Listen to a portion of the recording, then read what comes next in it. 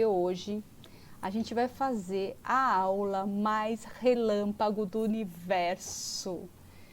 Vocês nunca vão ver uma aula tão relâmpago quanto essa. Vamos lá. Porque é aula de revisão. Porque a gente teve tanta coisa, mas tanta coisa já nesses primeiras 13 aulas. E teve gente que não pegou as aulas do começo. Então, a gente vai fazer o flashback mais rápido do universo. E, obviamente, vocês podem perguntar, né? Obviamente, a ideia aqui é que a gente tire as dúvidas e tal, né? Mas, obviamente, novamente eu vou, né? Obviamente, a gente aqui não trouxe todo o conteúdo de cada aula, tá?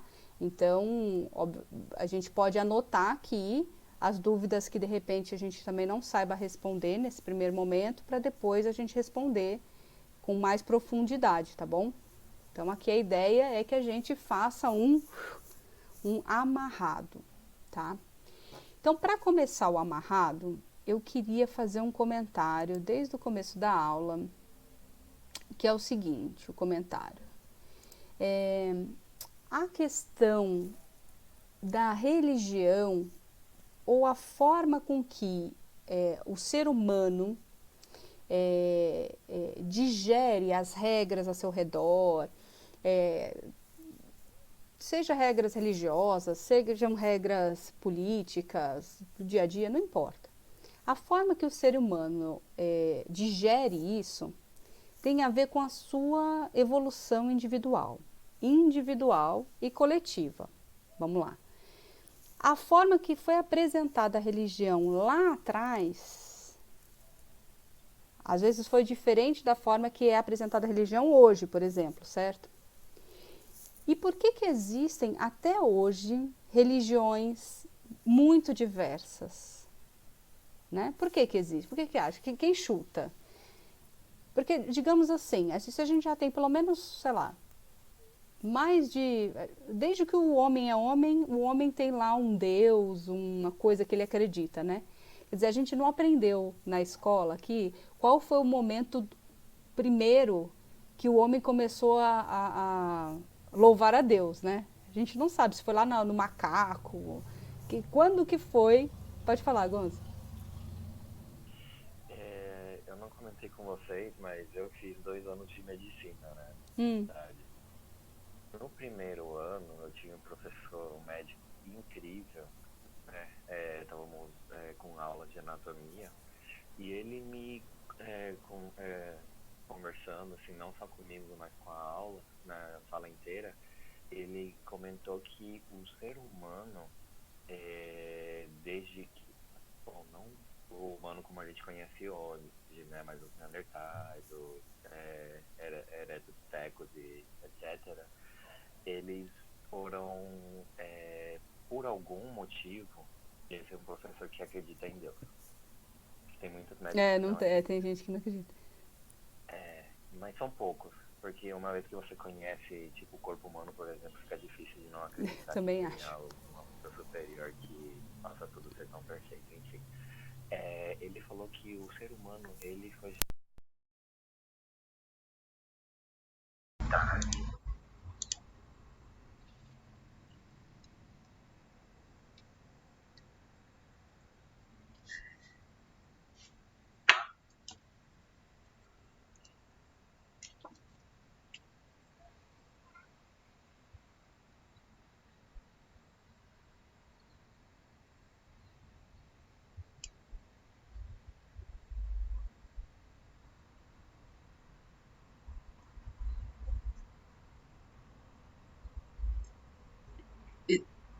Exatamente. Então, desde que o homem é homem, de alguma maneira, né, que já tem um pouco mais de raciocínio, entende-se que há uma superioridade e louva de alguma maneira a Deus, seja com medo, seja com amor. Cada religião tem uma forma de fazer esse contato com Deus, né? E aí, essa relação, vamos chamar, com Deus, a forma como a gente gera, depende da evolução individual de cada um dos nossos espíritos. Então, desde lá atrás que a gente vai vendo, a religião tinha papéis importantes. Tipo, desde a época de Moisés, a religião tinha um papel social. Era para tirar aquela coisa do olho por olho, quer dizer, era para tirar aquela coisa da matança, porque era uma matança generalizada, assim, você pegou o meu carneiro, eu vou matar você, seu pai, sua mãe, sua família. Quer dizer, era uma maluquice, né? Então Moisés veio dizer, não, peraí, não tá certo matar assim à toa. Vamos inventar pelo menos um olho por olho, dente por dente aí, que fica mais justo, né? Então aí vai aos poucos as regras da sociedade e religiosas vão se mesclando e o espírito vai entendendo melhor isso ou não. E aí eu queria trazer a reflexão para os dias de hoje. A reflexão é a seguinte: por que a gente tem tantas religiões hoje? Ainda temos tantas religiões hoje, né? Visto disso que eu estou falando sobre a evolução de cada um, né? Porque cada um tem um sentimento sobre aquela religião, sobre aquela forma de dizer, né? E qual é a religião mais certa, então? Tem religião certa? Será? Será que o espiritismo é a única religião que vai salvar o mundo e que todo mundo tinha que ser espírita porque senão não serve de nada? Será? Não. Por quê? Porque cada um de nós sente aquelas regras, aquela comunidade, aquele modo de dizer, enfim, sente aquela religião e se como chama a palavra? Ai, meu Deus. Sente empatia e se... Ai, esqueci a palavra. Entende a religião e gosta. Sensibiliza com aquela mensagem e fala, isso é para mim. Ele tá falando comigo, né? Isso me representa, isso eu entendo, isso eu aceito, isso eu confio, né? Então, eu vou dar um exemplo, né? A gente vai ter muitas aulas aqui, tá? Muitas aulas sobre outras religiões, inclusive. Mas eu tô trazendo isso porque o que a gente vai ver na revisão hoje tem muito a ver com a forma com que nós, homens, né, encarávamos as regras, sejam espirituais, sejam da Terra, né? Em cada fase da humanidade. Então, tinha vezes que era mais sanguinolenta, tinha vezes que era menos sanguinolenta. Tinha vezes que, dependendo do dirigente do povo, era mais fraterna, por exemplo. E tem vezes que não, né? Então, essa escolha é a chave da humanidade. É o livre-arbítrio. Eu escolho o que eu quero para mim. Eu escolho, né? E vai ter vezes que a sociedade inteira não tem muita escolha, porque ela é escrava, ela não tem o que fazer, ele tem que seguir aquele rebanho e seguir as regras do rebanho. Mas tem vezes que não. E a gente está falando de agora que é nossa escolha, pessoal, intransferível, sobre o que a gente quer para a gente. Se a gente quer repetir aqueles erros do passado, ou se a gente não, já quer ser diferente, né? E aí a gente vai encontrar nas religiões, muitas vezes, essa identificação é a palavra. Essa identificação com quem somos, com quem já somos hoje, né? E às vezes aquela religião que a gente frequentava já não toca mais o nosso coração, ou continua tocando e eu estou aqui porque pode muito acontecer e a gente não critica isso, pode acontecer da pessoa continuar sendo da outra religião e frequentar o espiritismo também, o que também não há problema nenhum, absolutamente. Então vamos lá, vamos voltar para a aula, porque se deixar eu fico falando infinitamente. Ai, peraí, eu não compartilhei. Eu tô compartilhando? Então eu tô compartilhando coisa errada com vocês, peraí. Vejam agora, tá? Foi? Foi. Então vamos lá.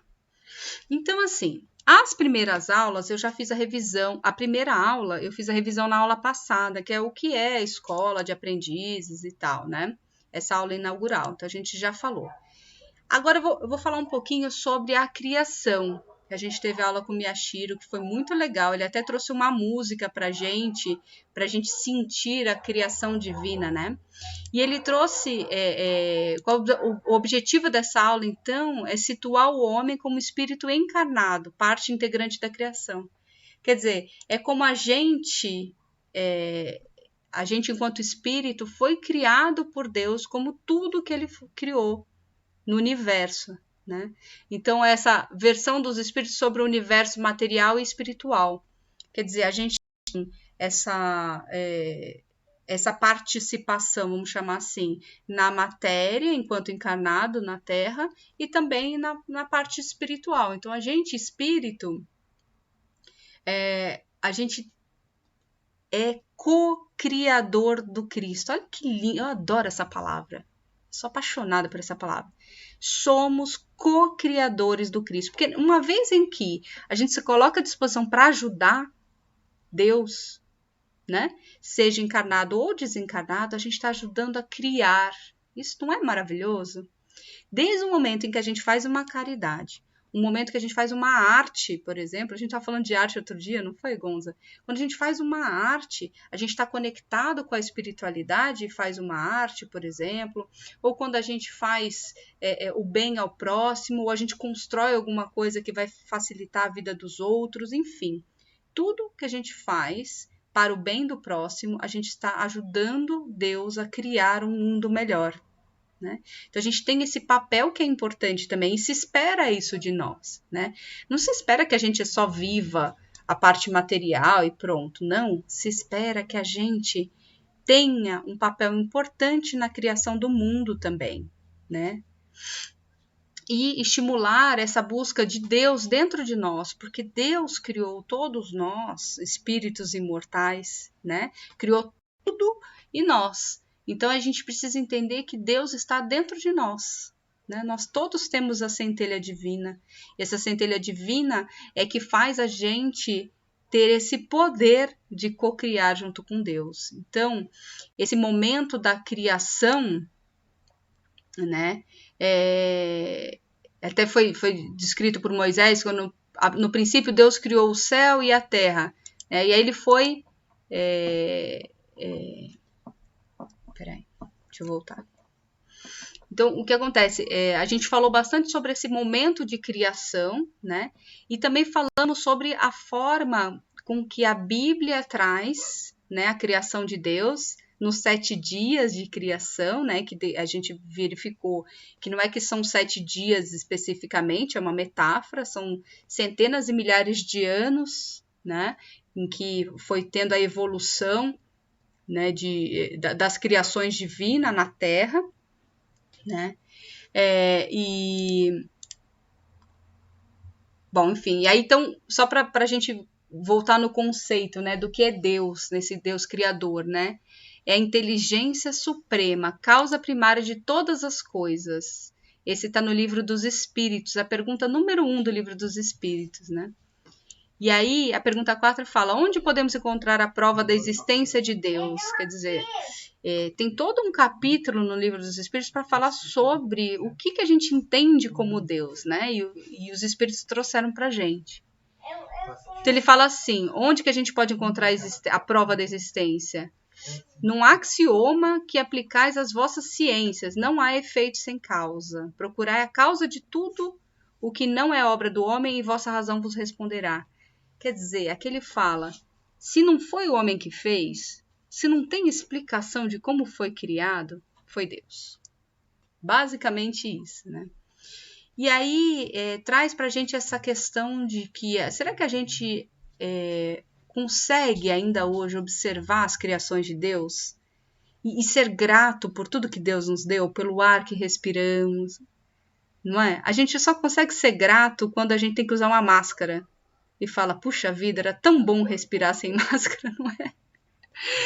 Aí a gente se lembra, quando a gente tem lá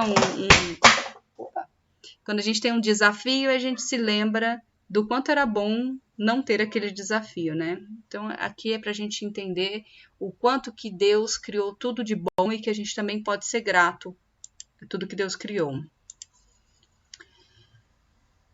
Bom, aí ele pergunta na pergunta 10, o homem pode compreender a natureza íntima de Deus? Não. Adoro essas respostas curtas e grossas dos espíritos. Não, não tem como vocês entenderem o que é Deus direito. Na verdade é essa, entendeu?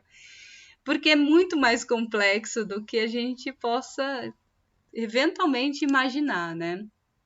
Então, importante é que tudo que Deus criou, as obras de Deus, né? É que a gente vai entender o que é Deus pelas obras. Então, o Gonza falou aqui sobre a complexidade do corpo humano, não é? Né, as cores do céu, num pôr do sol, quer dizer, tudo isso a gente só consegue explicar, essas obras de Deus, a gente só consegue entender o quão grande é Deus por ter criado tudo isso, né? Então, em Deus tudo é eterno, absoluto, integral, completo, infinito, não sujeito a limitações e mudanças. Quer dizer, Deus é a única coisa que não muda, que ele é infinitamente bom, infinitamente justo. Então, isso é o que a gente possa, talvez, descrever o que é Deus.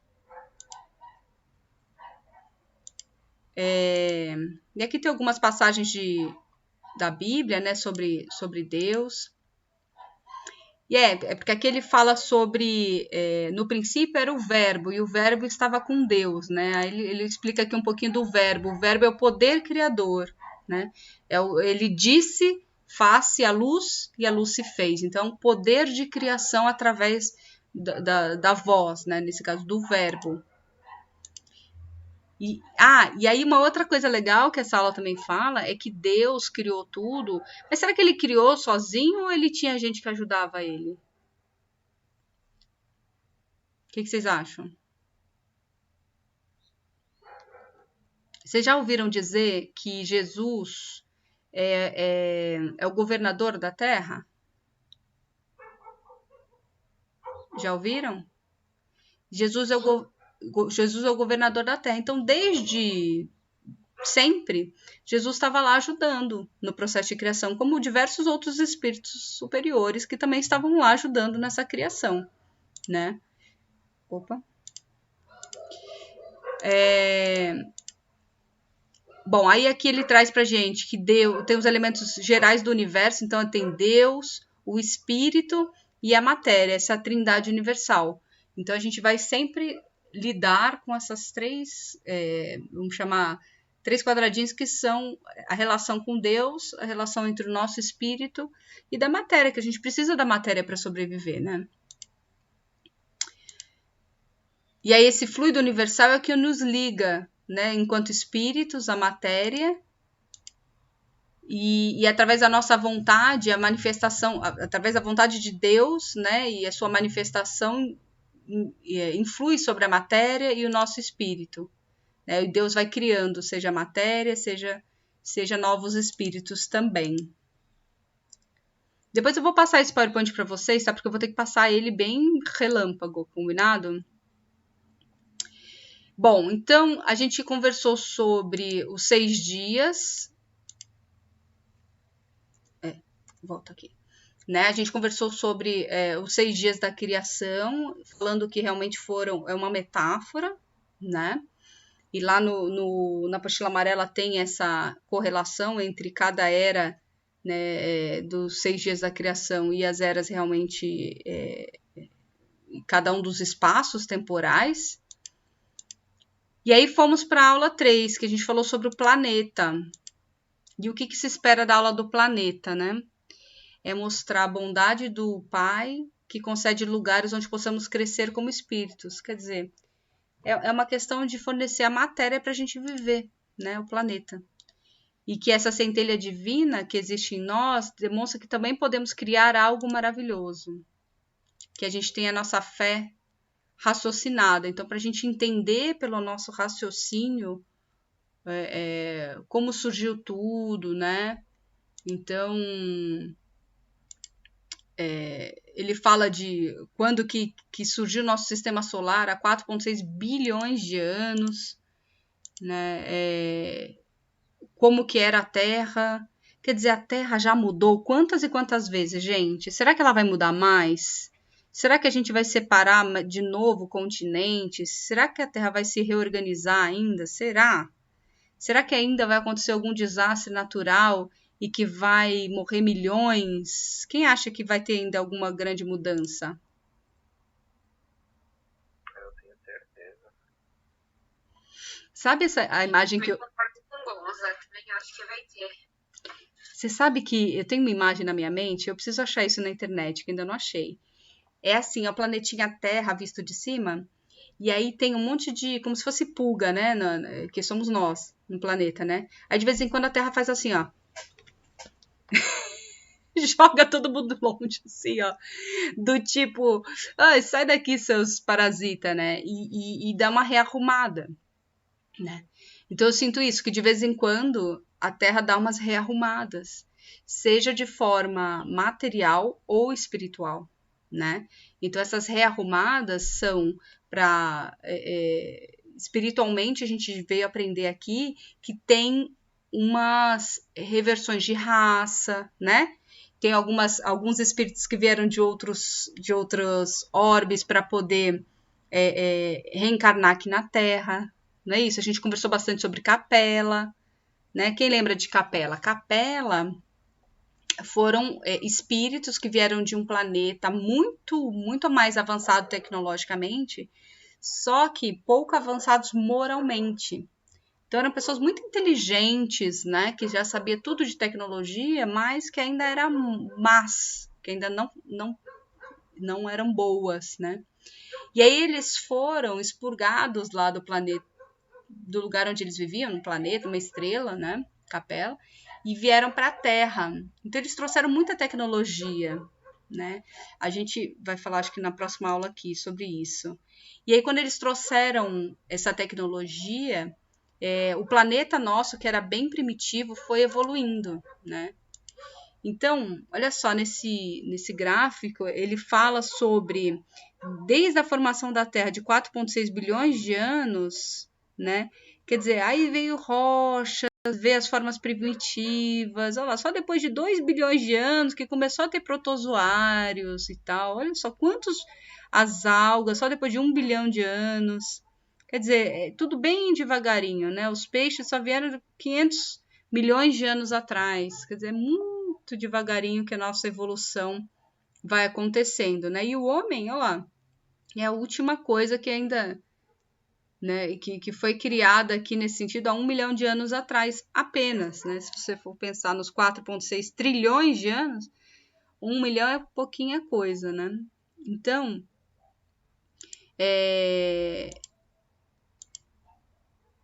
aqui aquilo que eu falei da criação segundo a Gênese. Ih, tá cheio de animação, peraí.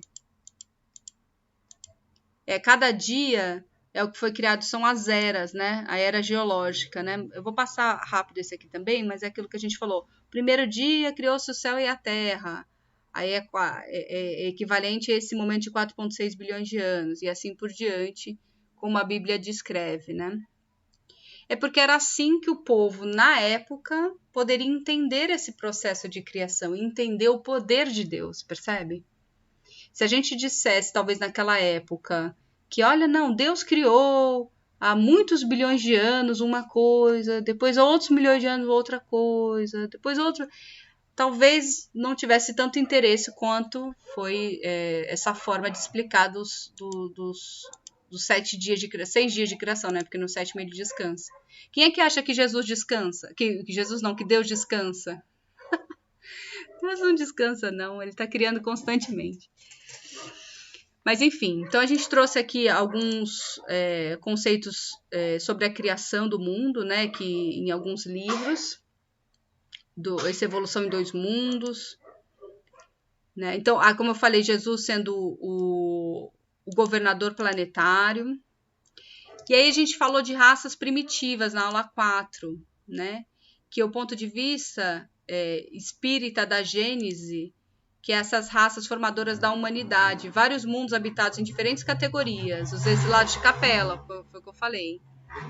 Então o que acontece? Quando esses exilados de Capela vieram para o nosso planeta, teve um salto aí de inteligência, né, lá dos macaquinhos, macaquinho 2, sei lá, não me lembro os nomes dos macacos, mas para o macaquinho 3, que começou a trazer mais tecnologia, fogo, roda e tal, e aí conseguiu evoluir um pouco mais naquele momento, né?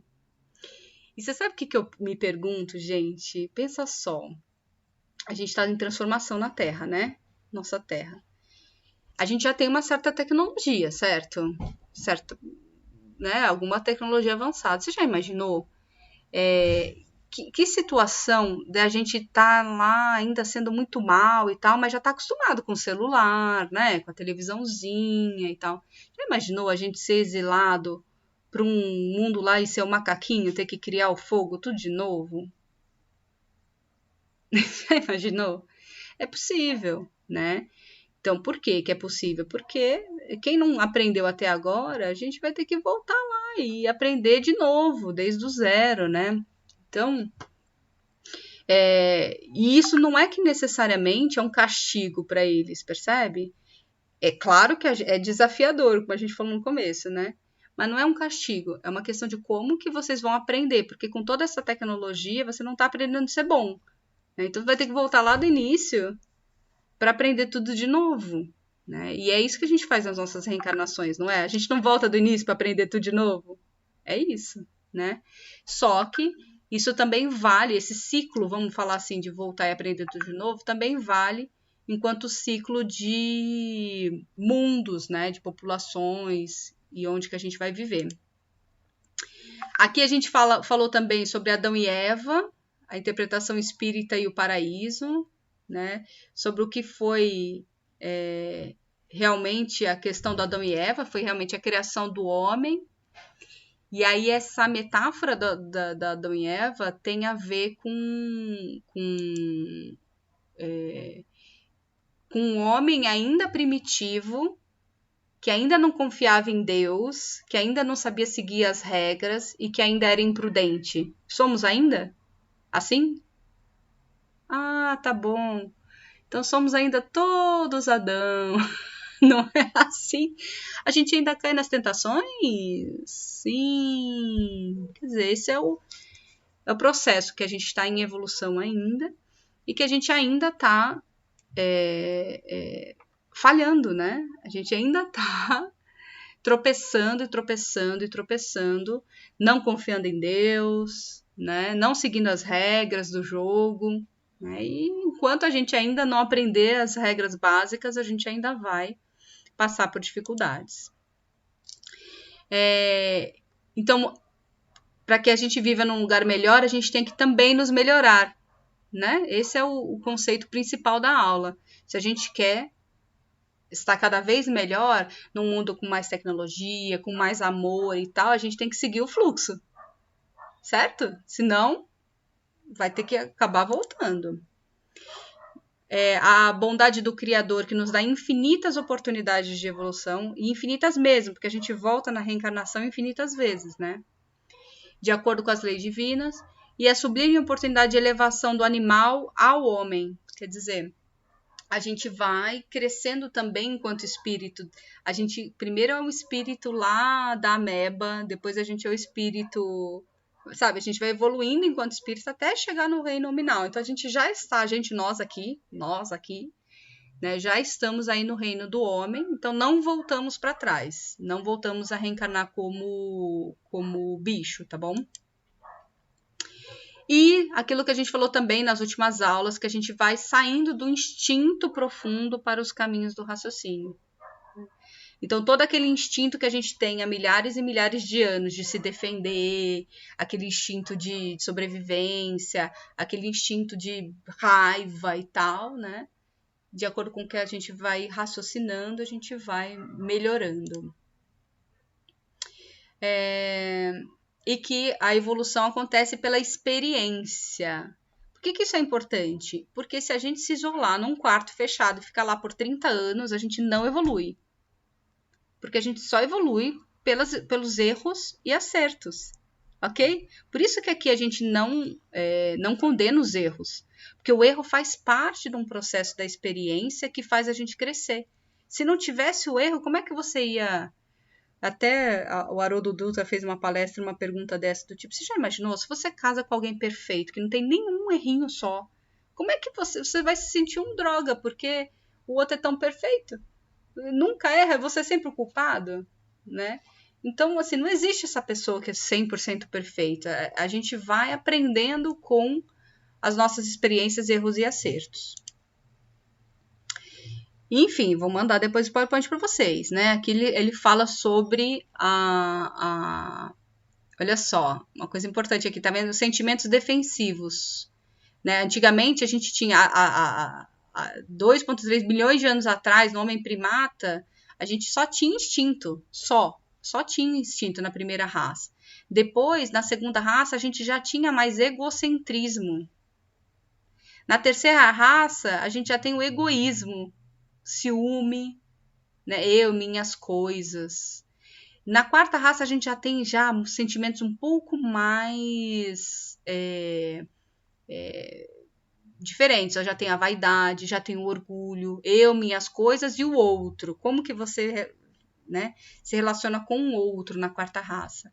E na quinta raça, olha só, a gente já tem inveja, já tem um juízo, já consegue pensar em nós.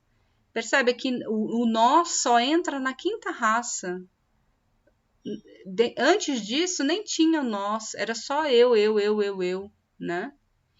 E aí, a nossa intuição entra só mais à frente, quer dizer, com a nossa consciência, a gente entender nós como todos. Então, percebe que essa evolução tem a ver com esse refinamento, a palavra é essa, refinamento dos nossos sentimentos, refinamento de como a gente vê o outro, né? E aí a gente já consegue ter, aqui embaixo tem a evolução sensorial, evolução na matéria e evolução na energia. Olha lá. Então, a gente tem hoje uma super consciência, já tem uma consciência muito mais elevada do certo e errado, né? Depois de Jesus, olha aqui, ó. A vinda dos caperinos, a gente estava aqui na evolução da matéria, tá vendo? Evolução da matéria quer dizer que a gente ainda estava evoluindo, criando fogo, criando a roda, né? Modificando como que vive melhor. Com a vinda de Jesus foi aqui nesse momento aqui, tá vendo? Ó, há 2000 anos atrás, né? Com a vinda de Jesus a gente já consegue ter uma evolução de espaço, de volume na matéria. E aí a partir daí, ó, que a gente vai melhorando, a gente vai tendo mais consciência, né, superconsciência de acesso às informações de Deus, até a mediunidade, né? Não que não tivesse mediunidade lá nas raças anteriores, até tinha, mas muito difícil de provar isso também, né? Bom, a gente poderia ficar uma aula inteira só naquele gráfico, mas vamos continuar. Tudo bem até aqui, gente? Então vamos lá. Então, da Constituição Geográfica da Terra, a Constituição do nosso planeta, a luz da doutrina, então a lei do progresso, a bondade do nosso Criador, que há muitas moradas na casa do Pai. Lembra, com essa história de capela, a gente já meio que prova que não é só na Terra que se vive, né? Não é só na Terra que tem vida, né? É claro, a vida que a gente entende hoje, com essa matéria, com esse ar que a gente respira, a gente ainda não descobriu na ciência, né? Mas as vidas que tem na casa do Pai são diferentes, a gente nem tem ideia de como que é esses espíritos em outros locais, né? A gente sabe que para reencarnar aqui na Terra é super denso a coisa, sabe? Tem outras moradas na casa do Pai em que são mais, o corpo não é tão fluido, não é tão, como eu vou falar, o corpo é diferente, não é tão pesado, né? Que você consegue se comunicar de outra maneira, pela comunicação não verbal, quer dizer, tem várias outras formas de vida e cada local tem uma forma de viver, né? Então, embora essa aula esteja voltada à história de períodos de transição, aproveitar para refletir quanto às causas de Deus como oportunidade de aprendizado. A humanidade caminhou pelas eras adentro, aperfeiçoando-se sempre. Então, aqui a questão é da progressão divina, a lei do progresso, né? E para que tenha progresso, muitas vezes, sim, tem que ter uma remexida na Terra. E aí, aqui, a avaliação que a gente faz, nesse ponto de vista da doutrina, não quer dizer que Deus é ruim por ter extinguido uma raça inteira, por exemplo. Percebe? Por quê? Porque se a gente reencarna, o fato toda aquela população ter sido extinta, ele vai reencarnar de novo, só que de outra maneira, evoluída, melhor, né? Então, se a gente ficar com esse olhar meio, nossa, mas extinguiu uma raça, extinguiu, afundou, muita gente morreu, a gente fica muito preso com esse muita gente morreu, né? Não sei vocês, mas eu fico com essa sensação. Não, mas como é que Deus permite que tantos morram? Para Deus é normal, tipo, todos vão morrer e vão reencarnar, tá tudo bem, tá valendo, né? Eles vão reencarnar melhores, né? Então, para a gente não fixar nessa questão de muitas mortes e tal, de acordo com a vontade de Deus. Se Deus está propondo isso, é porque é importante, ok? Né? E eles vão reencarnar numa boa. Então, isso não é tão traumático quanto a gente visualiza na nossa mente, né? Essa coisa do traumático, de milhares morreram. Bom, beleza até aqui? Aí a gente entra em Mesopotâmia, especificamente. Então, por quê? Que a gente vai falar do povo hebreu. O povo hebreu é esse povo que foi preparado, né, para receber Jesus. Então, a gente, tem muita coisa para falar antes de Jesus. A gente vai começar Jesus na próxima aula, né? E tudo que a gente falou até hoje foi antes de Jesus, para entender a saga, né, do povo que passou por poucas e boas, né? Mas que isso tornou ele preparado para receber o Messias, certo? O que acontece? Esse povo era o único povo na época que acreditava no Deus único, e isso era um ponto muito importante, percebe? Por quê? Imagina que todo o planeta Terra acreditava em vários deusezinhos picadinhos, o deus da guerra, o deus do fogo, o deus, né, basicamente com as coisas da natureza, né? Você via a coisa da natureza acontecer e falava, esse é um deus, o deus do trovão, ele tem a ver com a água.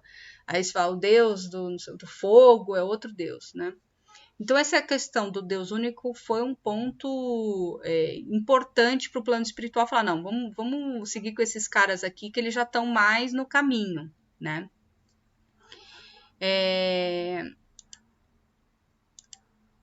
Aí falou-se de passagens bíblicas, interpretação das passagens bíblicas. Teve a passagem de Sodoma e Gomorra, que eu não sei se vocês vão se lembrar, mas Sodoma e Gomorra era aquele teste dos filhos de Jacó e José, que eles fizeram o teste a Abraão, que ele falou, vai todo mundo para o deserto, né? E não olhe para trás. Aí a mulher olhou para trás e virou uma estátua de sal. Né? Tudo isso são passagens que faz a gente refletir sobre como que a gente segue em novos desafios, por exemplo. A gente fica olhando para trás? Fica ainda? Fica. Quer dizer, a gente ainda está lá em Sodoma e Gomorra, entendeu? Então, essas reflexões são para a gente poder refletir se a gente ainda já passou 2000 anos e a gente continua caindo nos mesmos testes de Deus, né? Então, é para a gente aprender com os testes que já foram feitos para que a gente tente não repetir, né? Então, falamos aqui nessa época dos milagres de Moisés, falamos daquela história do maná, que o maná ele é uma espécie de... É uma planta, né? Que é tipo um pão, sei lá. É uma planta, mas... sei lá, uma planta, e que era gostosa e que era a única coisa que dava para comer no deserto. Então, aí o Moisés falava, não, fica tranquilo que vai ter o que comer. Aí o povo falava, vai ter o que comer? Será mesmo? Será? No deserto vai ter o que comer? Duvido. E aí ele falava, vai ter esse maná. Aí o povo comia o maná e falava, beleza, vamos estocar. Não, vamos guardar esse maná todo aqui porque vai que amanhã não tem. Aí ele falava, não pode estocar o maná. Amanhã vai ter. tenha fé. Será que a gente tem essa fé? Do amanhã vai ter? Ainda não, né? E eu acho que esse é um dos aprendizados que mais assim me intriga, eu, enquanto pessoa, porque essa fé no porvir, fé que Deus vai prover o pão de cada dia, quando a gente está sem emprego, cá entre nós, é difícil de ter, vocês não acham? Alguém aqui já passou por essa situação de estar sem emprego e ter ou não ter a fé em Deus, que Deus vai prover pra gente? Já?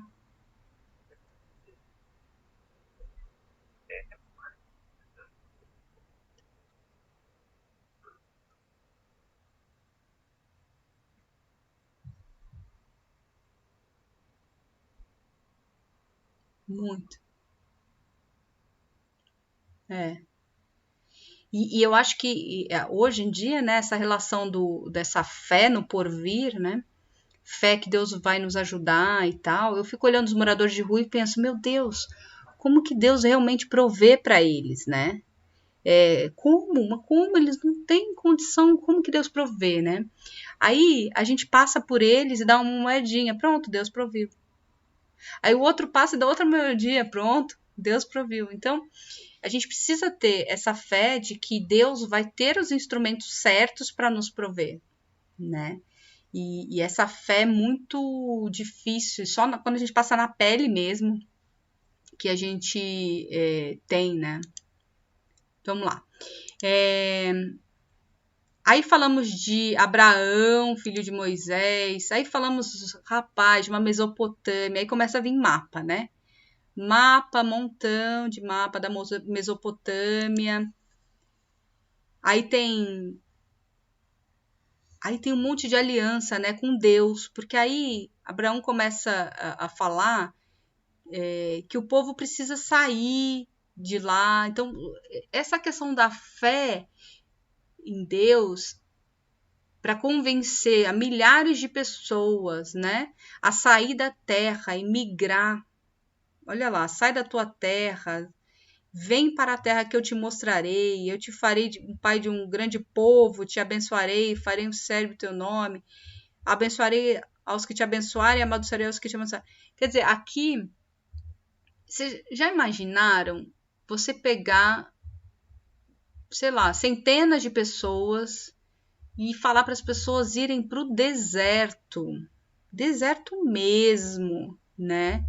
Imagina que provação que não é essa, né? De desapego. Será que a gente tem que pensar no nosso desapego também? Nesse momento, percebe? O quanto que a gente é apegado às coisas que a gente conhece, o quanto que a gente é apegado e que tem pouca fé na mudança, né? Então aqui, eu acho que é para a gente refletir também sobre como que a gente vai se distanciar do passado, cheio de vícios, né? E essa aliança é a convicção da existência de um Deus, o Deus único que vai nos amparar, né? E a obediência, não é não, gente? Porque a gente fala de obedecer a Deus, mas na primeira oportunidade a gente fala, não, será que é isso que eu tenho que fazer mesmo? Será? A gente não questiona? Questiona o tempo todo, não é? Será que é isso que eu tenho, que foi traçado para mim? Né? Então, quando a gente vai vendo esses exemplos de quem efetivamente obedeceu, quem efetivamente saiu do seu passado e se movimentou com fé em Deus, né? Isso nos dá um bom exemplo, né? Um bom exemplo de como a gente pode, né, ter isso. Bom, aí teve a aula 7 de a missão planetária de Moisés, né, com essa preparação dos hebreus no deserto. E o importante é retratar o valor da fidelidade, o dever de bem usar a mediunidade, isso também é importante, hein? Porque ele o tempo todo confiou em Deus, porque ele teve essa comunicação com Deus, né? E foi fiel a Deus, foi fiel àquilo que ele recebeu. O amor de mãe, a educação das crianças. Aí, no caso, Moisés teve os ensinamentos dos desertos da vida. Quer dizer, ele foi para o deserto primeiro, ele viveu no deserto muitos anos para que pudesse ter a experiência correta, para que na hora que ele voltasse lá e libertasse os hebreus, ele tivesse essa experiência mesmo, né? De o que comer, onde achar água, tudo isso, né? Ou você acha que Deus ia mandar um cara completamente despreparado? Não, ele não estava completamente despreparado para fazer para ser fiel ao que era pedido, né? A aliança com Deus. Então, essa passagem da escravidão para a liberdade, né? Que muitos também queriam voltar atrás. Não sei se vocês lembram dessa passagem. Vários que eram os escravos, eles queriam voltar para a escravidão, porque era o certo, era o que eles conheciam, né? Em vez de ir para a liberdade.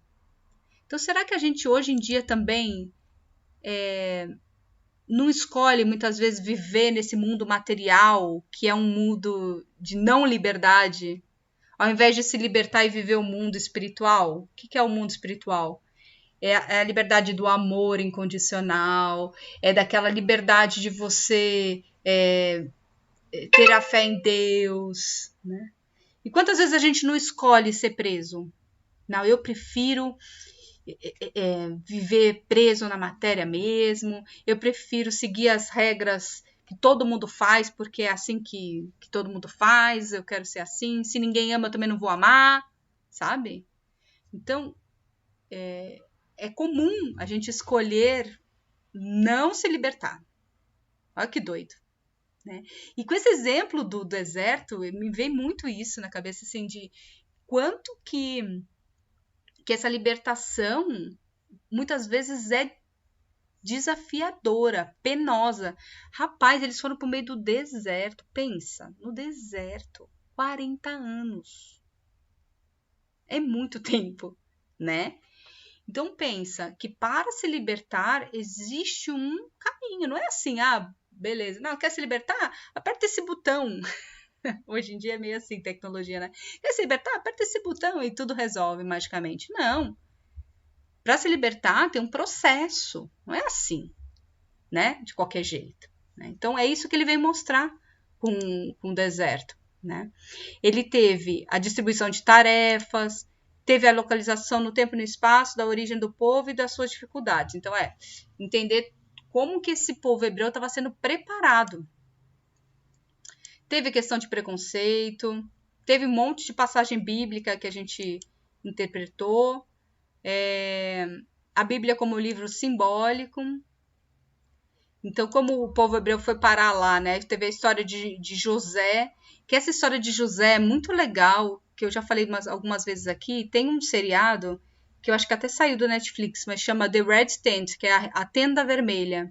Ele fala sobre essa época aqui de José, que ele foi vendido como escravo. Um dos filhos, né, de Abraão foi vendido como escravo, e aí ele se destacou, né, um escravo bom, porque ele não era escravo, né, ele era muito inteligente e tal, e enfim, aí tem muita história de gente para contar aqui, mas a ideia é que aí depois José foi realmente o responsável que ajudou o povo hebreu depois lá na frente, entendeu?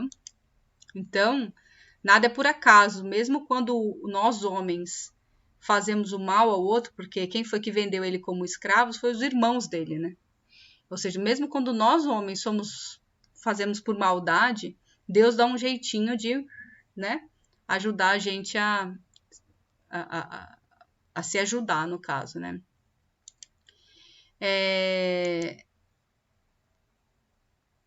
Bom, aí Moisés traz a primeira revelação, né? Quer dizer, a primeira revelação vem através de Moisés, né? Um encontro com o povo hebreu. E aí ele traz os 10 mandamentos, né? E ele faz esse encontro com o faraó e o êxodo. Quer dizer, toda a história de Moisés tem a ver com a mediunidade dele, tem a ver com o poder dele de liderança, né? Tem a ver com a experiência de vida dele, né? E principalmente a fé e a obediência. Aí aqui mostra, né, todo o trajeto que Moisés fez sobre as pragas, né, o quanto que custou essa liberdade, adorar os dois deuses, a ligação com o passado e com o alto, principalmente, que eu falei da mediunidade, né? Quem eram os verdadeiros inimigos? E aí, o legal dos verdadeiros inimigos tem a ver com os nossos inimigos internos, né? Porque Moisés saía um minutinho para rezar, ficava lá uns dias no deserto. Quando ele voltava, rapaz, o povo tudo tinha desvirtuado e virava um bordel, sabe? Construíram um bezerro de ouro. Quer dizer, quando ele não estava vendo um minutinho que o povo estava fazendo, o povo saía da rota, vamos chamar assim, né? E a gente sai da rota até hoje. E nem precisa ter alguém olhando, ou não olhando, né? Bom, enfim, então teve a preparação dos hebreus no deserto, teve a passagem pelo mar, que a gente também falou aqui, que pode ter sido um momento de baixa da água, por isso que ele conseguiu passar, ou pode ter sido realmente Deus que levantou o mar, pouco importa. O importante é que tinha muita fé envolvida, ok? Muita fé e vontade. Aí a gente falou do processo de reforma íntima, que eu até gravei essa aula, quem quiser rever essa aula, que o importante era que a gente entender que a gente precisa percorrer o nosso interior, que a gente tenha reflexão, espírito de discernimento, desprendimento do medo, crítica, vergonha, né? E a gente precisa ter, então, simplicidade, humildade e a participação sem imposição. E destacar a necessidade de conhecimento para a renovação moral interior. Então, a gente precisa autoconhecer-se, né? E os diversos instrumentos oferecidos pela escola, né? O caderno de temas, que a gente também já introduziu, a caderneta pessoal, que vamos introduzir um pouquinho mais à frente. A gente vai introduzir vida plena, caravana, trabalho, a gente vai ter bastante coisa ainda pela frente, tá bom? E tenhamos exemplos de Paulo de Tarso e Madalena enquanto reforma íntima, mas como a gente vai ter uma aula só de Paulo, mais à frente a gente preferiu não falar de Paulo ainda, porque Paulo é maravilhoso. Quem não leu ainda Paulo e Estevão, porque obviamente não foi recomendado ainda, mas Paulo e Estevão é um livro dessa grossura, mas maravilhoso, super vale a leitura. E por que Paulo é um exemplo de reforma íntima? Porque ele mudou, né? Ele passou de perseguidor para super ultra discípulo, né? Então, todos nós somos meio Paulo, sabe? Eu diria. Todos nós estamos lá errando e que em algum momento a gente pode ir lá ver uma luz maravilhosa e passar a fazer diferente. Esse é o nosso objetivo hoje.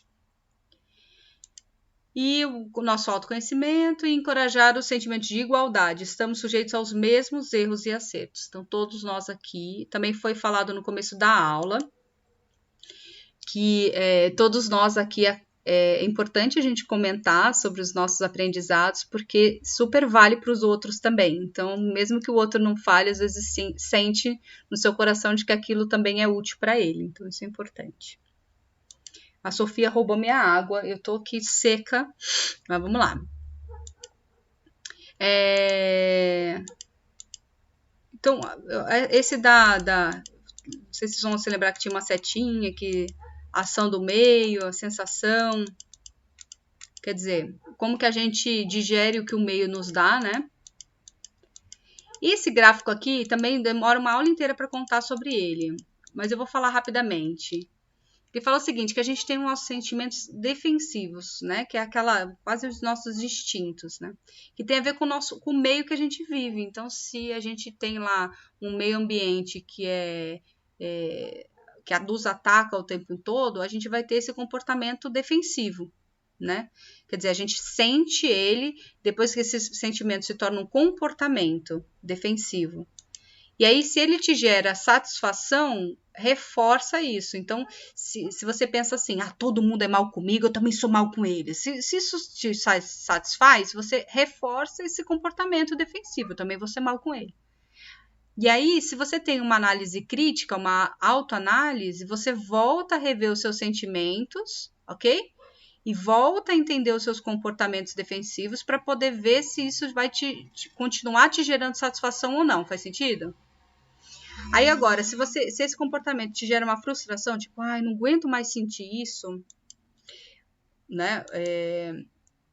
Se te gera uma frustração, você reformula ou você sente uma certa indiferença e continua também fazendo esse comportamento defensivo, né? Ou você reformula através da reforma íntima, que é esse processo de reformulação dos seus comportamentos, baseados na reformulação dos seus sentimentos, perfeito? E quando você fica com frustração, a gente somatiza. Aí é importante reformular. Tá somatizando? Reformula, tem alguma coisa errada. Né? Que gera uma doença, reformula, tem alguma coisa errada. Que gera até a morte, reformula, até da morte dá para reformular. Tudo bem? Então, essa parte da reforma íntima é bem importante e a gente vem falando bastante sobre isso, né? Aí voltamos para a parte histórica, vamos lá, tá chegando. O Decálogo, o regresso a Canaã e a morte de Moisés. O Decálogo é a famosos 10 mandamentos, certo? Então, o que a gente espera dessa aula? É mostrar a diferença entre a lei de Deus e a lei dos homens, que a lei de Deus são os 10 mandamentos, e a lei dos homens são aquelas que os homens vão estabelecendo, né? E muda a lei do homem. A lei de Deus não. Percebe que os 10 mandamentos valem até hoje, né? É claro que, no fim, a lei de amor hoje, né? Se você amar a Deus sobre todas as coisas e ao próximo como a si mesmo, meio que substitui os 10 mandamentos, mas sim, as leis de Deus são universais para sempre, né? Quando fala de não matar, quando fala de não cobiçar, certo? Então é importante a gente saber disso, que a lei dos homens mudam. Antigamente podia, o olho por olho, dente por dente. Hoje em dia, não. Você não pode, se alguém te rouba, você não pode ir lá e roubar o outro, certo? Não, isso não está mais correto. A justiça divina, então, entender que essa justiça divina não é um castigo, é só o que você está colhendo a respeito daquilo que você mesmo plantou. Um paralelo das leis de Moisés com os tempos atuais, então o paralelo seria que realmente não mudou, as leis são as mesmas, é só que Jesus trouxe uma outra lei de amor mais abrangente, né? Mas as leis ainda são válidas. E a obediência, demonstrar a necessidade da obediência às leis de Deus. Então, que a gente foque nisso, né? Entender que essas leis universais de Deus são importantes para que a gente...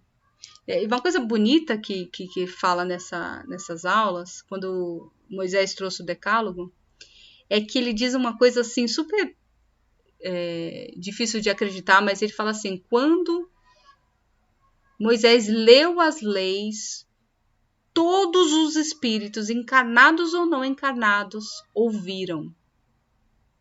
E todos sabem as leis, os 10 mandamentos, dentro do seu coração de alguma forma. Cara, eu não sei vocês, mas eu sinto que é isso. De alguma maneira, a gente dificilmente, a menos que você seja um psicopata, né? No momento de matar alguém, você sente que aquilo é errado. O que isso quer dizer? Quer dizer que você sabe, no fundo, que aquilo não pode. Que você está descumprindo uma lei de Deus, né? Então, quando você cobiça a mulher alheia, aquilo não é uma coisa supernatural. A gente sente uma coisa de que não é certo fazer isso, não é? Então, quer dizer, a gente sabe desde sempre que as leis de Deus são as corretas e a gente, no fundo, sabe quando a gente não cumpre. Vocês sentem isso? Que aparece lá uma coisinha de Eu sei que isso não deveria estar fazendo, eu sei que eu deveria estar praticando bem e eu estou praticando mal. Então a gente sabe no nosso íntimo, lá naquele nosso espírito, lembra da setinha? Quando a gente consulta lá no espírito, isso não está muito legal, né? A gente não está fazendo certo. Então os 10 mandamentos, vamos lembrar dele? Não terá deuses estrangeiros, nem farás imagens para lhe prestar culto. Não pronunciarás o nome de Deus em vão. Santificarás o dia de sábado. Olha lá, nosso dia, tá vendo? Por isso que a gente precisa continuar santificando o nosso sábado de estudo. Honrarás pais e mãe.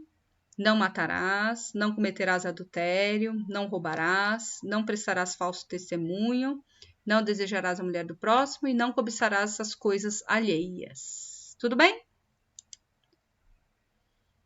Aí, olha lá, eu falei disso agora, ó, falei antes. Toda a humanidade ouviu a voz direta do fenômeno mediúnico, né?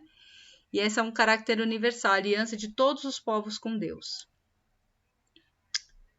E aí Moisés pergunta, aceitam? E todo mundo diz, sim. E aí todo mundo se comprometeu. E aí tem a gravação nas pedras. Então todos nós sabemos de alguma forma as leis de Deus, de forma consciente ou inconsciente, né?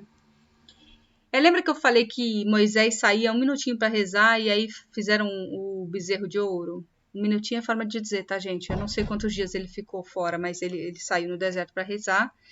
E aí, quando ele voltou, tinham construído o bezerro de ouro, né? Ou seja, ainda temos pouca fé, né? A gente ainda tem as nossas forças inferiores grandes, né?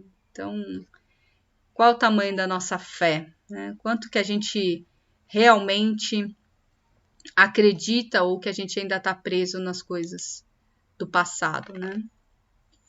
Aí, rapaz, vem Juízes, os reis, até Salomão, vem um monte de saga do povo hebreu, né? Então, a missão desse povo e dos diversos momentos espirituais, da consolidação do povo desde a saída do Egito até os nossos dias, né? A gente teve essa aula também de, nossa, como esse povo foi perseguido, foi morto, foi escravizado, depois foi solto, depois foi escravizado de novo, depois foi dominado, Macedônia, depois pelos persas, depois... Olha, teve uma saga o povo hebreu, né? E o importante é não fazer acusação nem julgamento sobre os comportamentos, né? Então a gente precisa compreender. A vivência pelo testemunho de experiências é o ponto forte. Então, o testemunho das experiências que foram passadas, né, seja as experiências de sanguinárias ou as poucas experiências de fraternas, né, até, deixa eu ver se tem aqui o nome dele, que eu queria lembrar do nome do único rei que foi fraterno, que liberou os hebreus, vou lembrar, peraí. Bom, então chamar atenção quanto ao segmento dos princípios de disciplina e obediência às leis. Então, dos juízes, Canaã foi governada por pessoas de destaque e capacidade de liderança. Portanto, desunião, né? E é invadida constantemente, passando a escravidão. Tivemos a história de Sansão, né? Que a gente pode lembrar do orai e vigiai. Eu não vou contar toda a história, não, do Sansão. Tivemos a história de Ruth, que... olha, teve muitas histórias. Eu não vou contar todas, tá bom? Porque a gente já estamos no bico do corvo. Tivemos Salomão, enfim, tivemos vários juízes e reis que trouxeram vários ensinamentos para a gente, né, do povo hebreu. E aí tiveram a separação dos reinos. Então, os bons exemplos de virtudes das personagens, trazendo aprendizados. A lei de ação e reação com Sansão e Elias. Porque no fim o expositor não falou do João Batista, né? Ficou ainda na... Pronto, já acabamos com spoiler. O lance é assim. Elias, que foi aquele médium, né? Aquele sacerdote que era super bom e tal, que aconselhava os reis, e que ele chamou aqueles 400, não é feiticeira a palavra, como é que chama? Ai, meu Deus.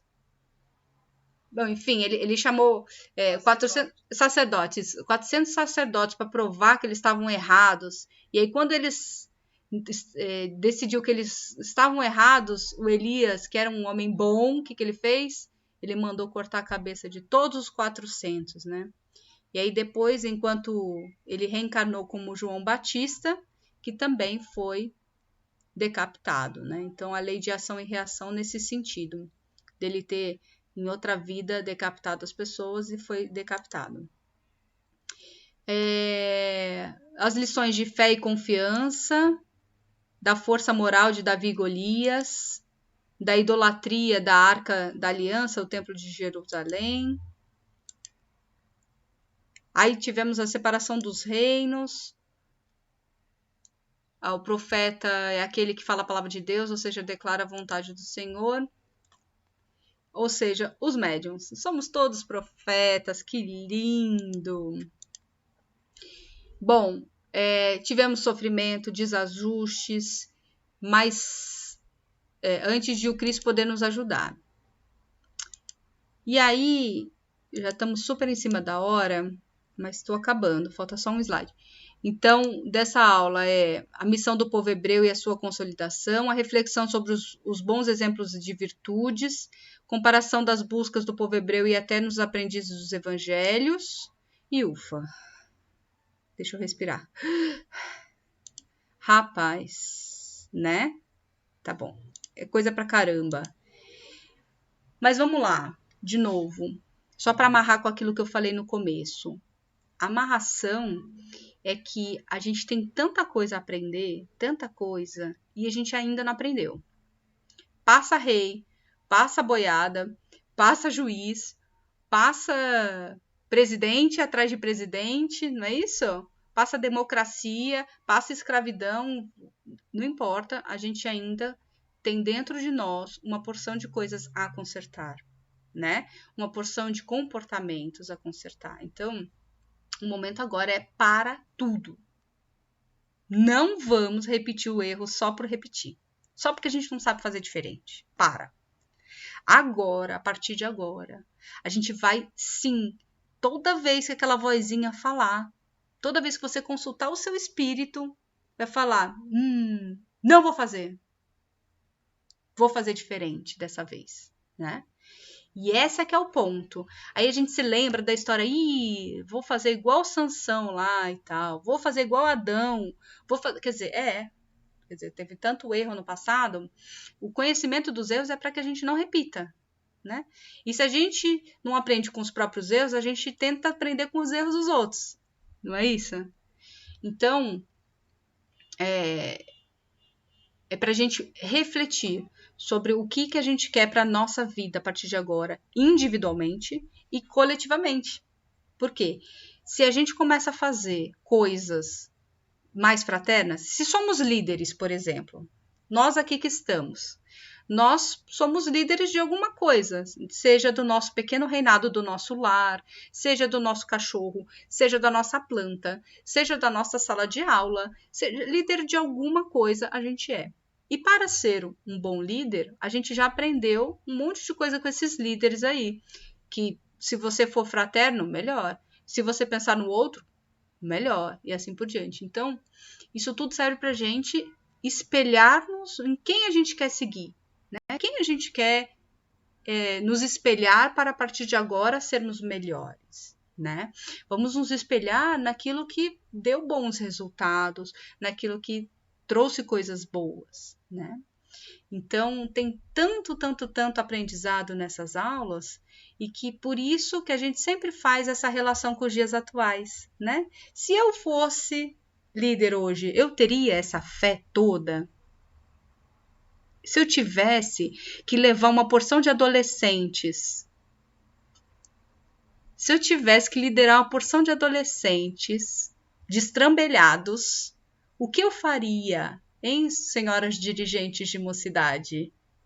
Ok? É isso, né? É isso. Mexer chorar. Não, senta no chão e chora. Atitudes do bem, boa vontade no amor. E isso tudo a gente vai aprender aqui. A gente vai praticar aqui. Tá bom? É isso, meninos.